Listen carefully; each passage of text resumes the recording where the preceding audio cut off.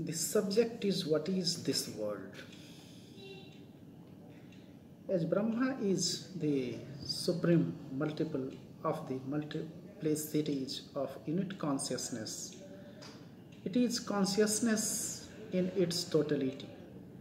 It has been shown earlier that every unit consciousness is non-causal, and so is Brahma. The multiple of all the unit consciousness can only be infinite if the multiplicity of unit consciousness is infinite. Hence, the number of unit consciousness has to be infinite. A question here arises: what about the manner in which Brahma became the multiple of all the unit consciousness? Did the infinite number of unit consciousness exist before Brahma, or did Brahma multiply itself into infinite units and hence is called the multiple of unit consciousness? It was explained earlier that unit consciousness is non-causal and that every person has a unit consciousness or Atma. The history of the earth, however, reveals that humans are not causeless. They are not even the first living beings that came unto the earth. The earth was formed from the sun. It was only a ball of fire in the beginning. Gradually it cooled down and became full of water, and then land appeared. This was followed by the formation of the plant and animal kingdoms, and it was only after this that human beings evolved. Human beings are therefore dependent on the earth for their origin and cannot be said to be non-causal. But as Atma or unit consciousness is causeless, it could not have come into being with human beings and should have existed even before them. Unit consciousness must have existed even before the evolution of human beings. Otherwise, how could they get an Atma or unit consciousness? Before the creation of human beings, the unit consciousness could have only existed in the cosmic consciousness, as both these are non-causal, and as cosmic consciousness is only a multiple of the unit consciousness, it was only with the creation or evolution of humans that unit consciousness was reflected in them. Cosmic consciousness as a multiple of unit consciousness must be synonymous with them. Thus we see that the infinite number of unit consciousness did not originally exist as units. Brahma reflected itself as numerous unit consciousness, and that is why Brahma is termed the multiple of all unit consciousness. This also shows that human beings derive their Atma or unit consciousnesses only from the cosmic consciousness. Human beings are not without beginning because their origin depends on the earth. If they have originated from the earth, they must have also obtained their unit consciousness from the earth. They could not have got it from any other entity, and so there must be also be consciousness in the earth. For instance, butter can be obtained from milk only because it exists in milk. Similarly, unit consciousness exists in the earth. Otherwise, the human body obtained from the earth could not have unit consciousness. Butter, when it exists in milk, cannot be identified as butter till it is separated with the help of a churning machine. In the same way, unit consciousness is unidentifiable or dormant in the earth and can only be perceived when the human mind is created to reflect it. It has thus to be accepted that there is consciousness even in the earth. The earth was created from the sun, and the sun is only a ball of fire, the existence of which is dependent on certain gases found primarily in the aerial factor. The sun, therefore, depends for its existence on the aerial factor and has originated from it.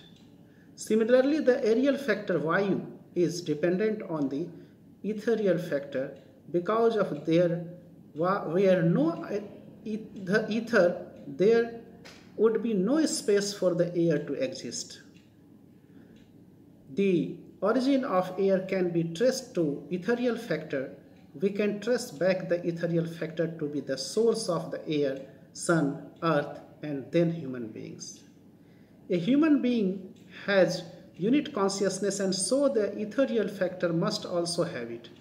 If it did not have consciousness, how could a human being who has been created from it have unit consciousness? The ethereal factor is crude. It has no shape, nor can its size be measured. It contains nothing and is void.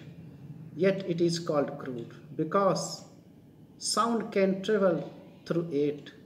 The fact that sound waves can be formed in it shows that there must be something which makes sound waves possible and which gives ether a crude character. Although ether is called crude, it has no crude substance in it.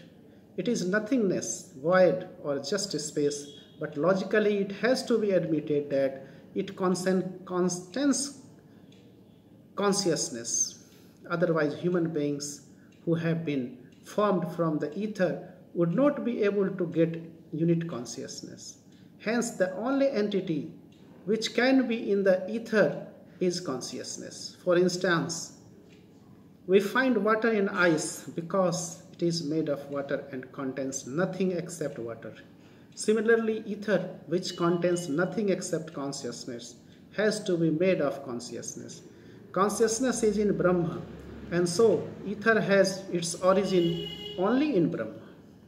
Thus, the ethereal factor or Vyom Tattva has originated from Brahma, as has rest of the universe as the origin of air, fire, water, earth, and the entire plant and animal kingdom has been shown to originate only from the ethereal factor. Therefore, the entire creation is only made of Brahma. Brahma alone is the cause of the creation of the universe. Sagun Brahma, qualified consciousness, is the cause of the creation of the universe. In other words, the universe has originated from Sagun Brahma. But if Sagun Brahma or Bhagwan created the universe, a very pertinent question arises about the availability of the material or stuff from which the universe was made. Sagun Brahma also needs some material to create the universe, just as the potter needs clay to make his pots. A potter obtains his clay from the earth, so then has Sagun Brahma also obtained the material from someone else. The material and its owner from whom Sagun Brahma borrowed it must have existed even before Sagun Brahma came into being, and that this owner is bigger than Sagun Brahma has to be admitted. It could not otherwise be available to Sagun Brahma. It has already been accepted that Brahma is non-causal, nothing existed before Brahma, and so the material from which the universe is made could not have existed before Brahma. What could be the material out of which Sagun Brahma made this universe, if nothing existed before or beyond it? The universe, which is so visibly existent, could not have been created out of nothing. The only material available to Sagun Brahma for creation was its own self. Hence, it has to be accepted that this creation is only Sagun Brahma metamorphosed into all that we find in this universe. The entire universe is formed from Sagun Brahma. It is only Sagun Brahma which is manifested as this creation. Is not then the statement that Sagun Brahma is omnipresent incorrect? To say the Brahma is present in a book means that the book is a prepared entity, book is a separate entity, and Brahma occupies that entity. This gives the impression of two separate entities, Brahma and the book, which appears to be outside Sagun Brahma. This is completely incorrect, as it has already been established that everything is made of Brahma. It has assumed the shape of everything. Hence, the correct thing to say would be that the book is Brahma, or that it has assumed the shape of a book also. This shows that the book and Brahma are not two separate entities, and that the book did not exist before Brahma. This alone is the correct expression, for Brahma is infinite and eternal, and nothing can exist beyond or before it. The book could not have existed before Brahma. In fact, nothing could have existed before Brahma. Every speck of dust is only Brahma. Brahma is the cause of the entire creation, and Brahma is the collective name of Prakriti and Purusha. Which of the two then forms the creation? We have to determine whether Purusha or Prakriti is the stuff of which the creation is made. Prakriti is unique force, a principle, the only function of which is to qualify Purusha. As Prakriti is only a force, she cannot take a shape. She will otherwise lose her function of qualifying. Besides, if Prakriti becomes the creation, there must be a force or principle to give a shape and form. The only other entity in Brahma who can give a form to Prakriti is Purusha. Purusha, who cannot even realize his existence without being qualified by Prakriti, cannot perform the tremendous task of giving Prakriti the form of creation. This makes it clear that Prakriti does not assume the shape of the creation, and this leaves only Purusha who could take these forms. Hence, the stuff of which the entire creation is made is Purusha. Prakriti qualifies Purusha to give him different forms, and Purusha has to follow the designs of Prakriti. For example, a potter shapes a lump of clay according to his designs. The lump of clay is comparable to Purusha and the potter who provides the force to Prakriti. Similarly, Prakriti gives all these shapes to Purusha according to her wish to create this universe. Purusha only follows the dictates of Prakriti in forming this creation. Purusha alone is projected in all the different shapes of the creation. He is the stuff of which everything is made. But Purusha is consciousness, hence everything in this creation has consciousness. There is nothing which is crude, inanimate, or without consciousness. The solid brick, the dead wood, or even the earth, which is ordinarily regarded as crude and lifeless, are not wholly so. They are forms of the conscious entity, Purusha. They cannot be crude, and without consciousness, yet all these appear to be crude, lifeless, and without any trace of consciousness. It is so because Purusha, following the dictates of Prakriti, remains in the condition in which Prakriti wants him to stay. A brick is a form of Prakriti, Purusha, qualified by Prakriti, and Purusha stays in that condition according to the desire of Prakriti. Prakriti here desires him to stay as a brick, and so Purusha remains as brick, considering himself to be crude or lifeless matter. The brick is not able to expand its consciousness and remains in a lifeless state due to being qualified by the guna of Prakriti. The influence of Prakriti makes it look like inanimate, crude matter, although it possesses consciousness. Hence, there is nothing in this world which is crude. Everything is a metamorphosed form of consciousness or Purusha.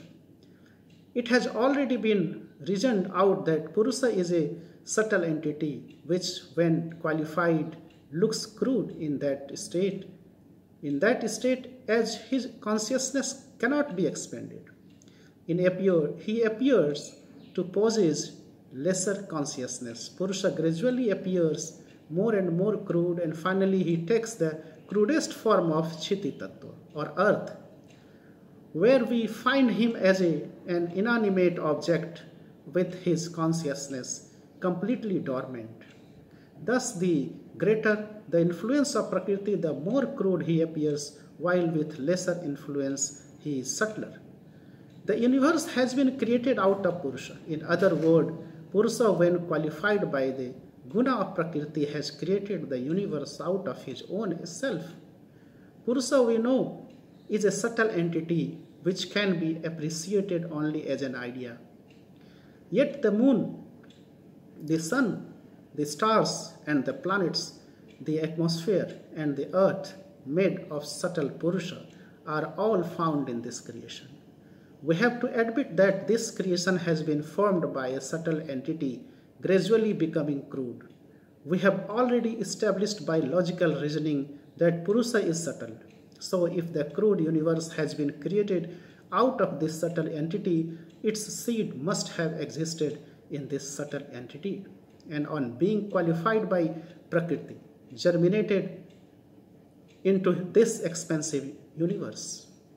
In the same way, we get butter from milk only because it existed in milk in another form. If the seed of the crude universe existed in him, Purusha could not be called subtle or understandable only as an idea. Subtle is something which can be understood or appreciated as an idea only and contains no crudeness. The ethereal factor in which no perceivable crude substance can be found is called crude because sound can travel through it. The ethereal factor has no dimensions and no perceptible existence, yet merely because of the presence of the quality of permitting sound waves to travel through it, it is called crude. The presence of something makes it identifiable. It cannot be said to be subtle or understandable only as an idea. Purusha cannot be said to be subtle if the seed of the universe exists in him. He has to be crude, but it has already been established that Purusha is subtle, and so the seed of the crude universe cannot exist in him. Here again, a contradictory situation arises. It was said earlier that the universe has been created out of Purusha. But if the seed did not exist in Purusha, how could the universe have been created? This sounds illogical and unreasonable. And the only logical thing to say is that the universe was never created. As Purusha is subtle by nature and the crude universe could not have been created out of him, it was, however, said earlier that the universe was created out of him, and as it has been logically proved to be true, the only other rational statement would be to say that the crude universe was never a created reality. Yet the existence of this visible universe cannot be ignored. In fact, this crude universe is created only as a thought projection of Purusha. When influenced by Prakriti, a wave arises in the mind of Purusha, and as a result, the entire creation becomes an imaginary entity filled with different forms. The universe comes into being only as an imaginary entity in the mind of Purusha, and no crude stuff is required for its creation. Imaginary objects are not crude realities, for the creation of which crude stuff may be necessary. Hence, Purusha, who is subtle, can easily create the universe out of his own self. Accepting the creation to be only a thought wave gives rise to the following doubts. 1. How do we experience this world as real if it is not a crude reality and exists only as a thought projection of Purusha? Second, the creation should come to an end the moment the thought wave of Purusha ceases to exist. Thought waves or imaginary entities are only momentary, and their cessation should bring about complete annihilation. When imagination brings a shape into being in a person's mind, it does not appear to be imagination only.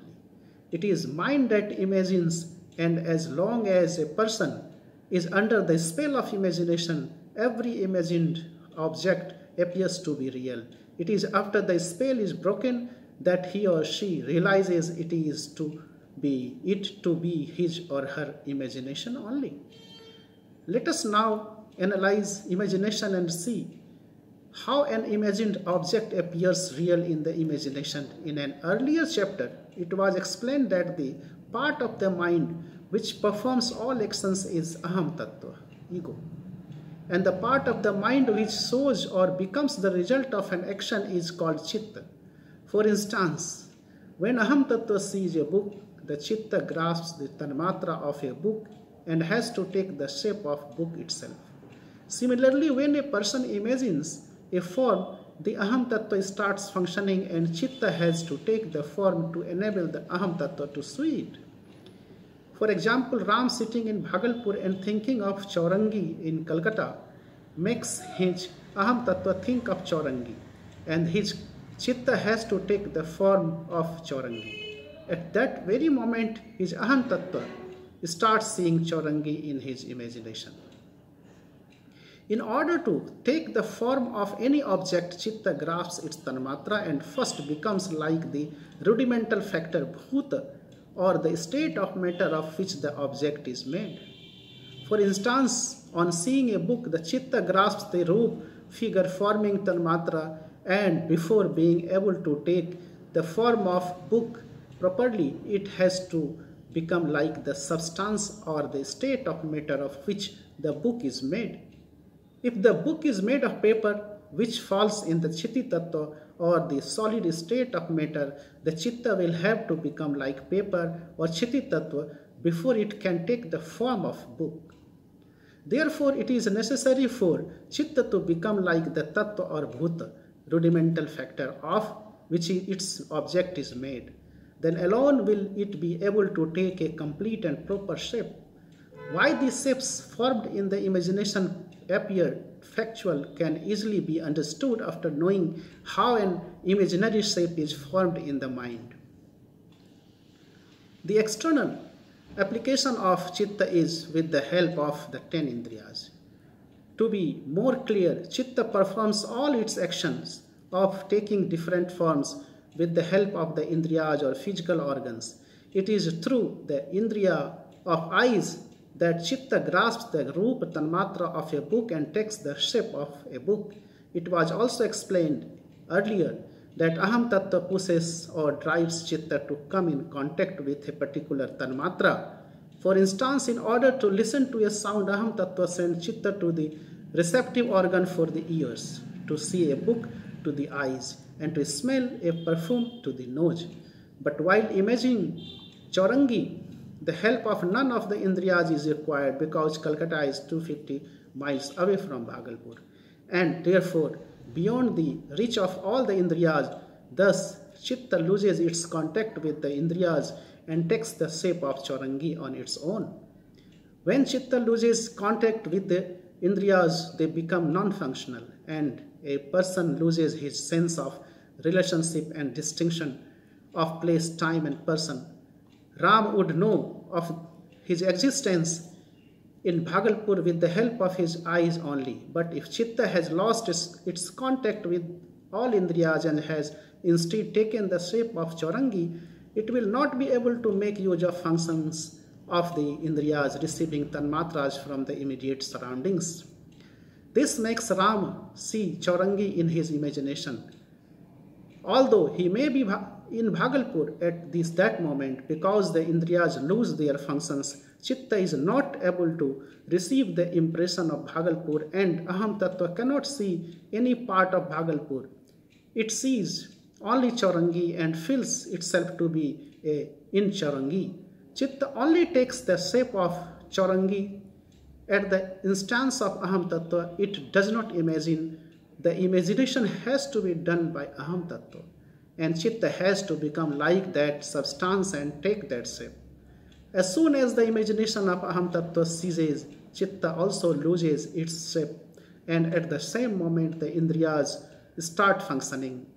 Then alone does Ram realize that the Chaurangi that he had been seeing existed only in imagination. It is due to his process that the imagined object appears factual as long as the spell of the imagination lasts. The moment that spell is broken, it appears to be imaginary and not real. Chitta has the capacity of taking the form of an object without the help of Tanmatraj. Only at the instance of Aham Tattva, the shape that Chitta thus takes is imaginary and not real. Imagination itself is not real. The shape formed in it cannot be real. Imagination may not be real, yet Chitta has actually got to take a shape. And so, even if the shape is imaginary or unreal, the fact that Chitta becomes like it is reality.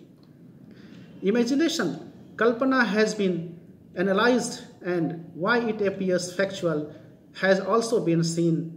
It now remains to be seen whether this universe has been created as a result of imagination of Sagun Brahma or not. It was said earlier that on being influenced by Prakriti, Sagun Brahma projected itself as this universe. This presupposes the existence of mind, as no action can be performed without mind. The multiple of all unit consciousness is Purusha. In the stage of Sagun Brahma, it has been seen that every unit consciousness gets mind because of the influence of Prakriti. As Purusha is Sagun Brahma, is a multiple of all unit consciousness, he also gets mind when influenced by Prakriti. His mind becomes the collection of the infinite unit minds. Just as every unit consciousness is a multiplicity of cosmic consciousness, so too is every unit mind a part of the cosmic mind. Cosmic mind as a collection of all the unit minds is comprised, like them, of Buddhi Tattva, Aham Tattva and Chitta. Aham Tattva is the part which works and Chitta becomes the result of that action. The universe is thus created by the Aham Tattva of Sagun Brahma by making its Chitta take the form of the creation. Chitta manifests itself in a form in two ways. It could, under the orders of Aham Tattva, take the shape of an object, either by catching the Tanmatras with the help of the Indriyas, or take a shape without catching any Tanmatra at the instance of Aham Tattva as a result of the thought waves of Aham Tattva. The latter is called Kalpana or imagination, that is, Chitta adopting the shape and form of the objects imagined in the thought waves of Aham Tattva. Nothing existed before or beyond Sagun. Hence, its Chitta could not take the shape of any external object even if Aham Tattva wanted it to do so. Its Chitta has therefore to adopt the shapes and forms in the thought waves or imagination of the Aham Tattva of Sagun Brahma. Chitta forms the result of the actions performed by Sagun Brahma, and this universe is also a result of these actions. The universe is thus a manifestation of Sagun Brahma's Chitta. The Chitta of Sagun Brahma has taken the shape and form of this universe as imagined by its Aham Tattva. When Chitta takes a form in this way, it is called Kalpana or imagination. Hence, this creation is the imagination or Kalpana of Sagun Brahma.